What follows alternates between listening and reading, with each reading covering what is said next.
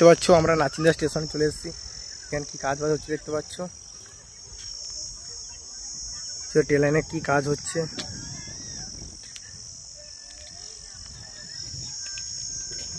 লাইনে কাজ হচ্ছে দেখতে পাচ্ছ তোমরা।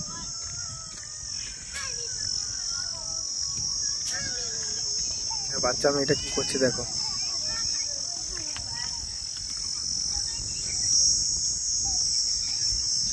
লাইনে কি কাজ হচ্ছে? কাজ হচ্ছে এখানে, লাইনে কাজ হচ্ছে এখানে। হ্যাঁ তোমরা এখানে কি করছো? ট্রেনে যাবে সবাই?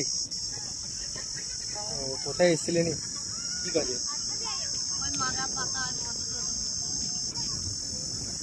এই জিনিসপত্র এগুলো সব নিয়ে যাবে? কোথায় যাবে আপনারা?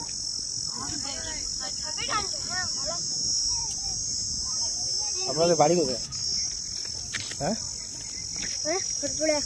কোথায়? সোদপুরে। ও সে কাঁচরাপাড়ার দিকে? কাঁচরাপাড়ার দিকে? ও মেদিনীপুরে সোদপুর।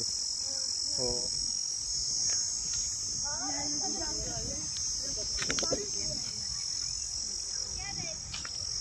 তো দেখতে পেলে ওদের সাথে কথা বললাম।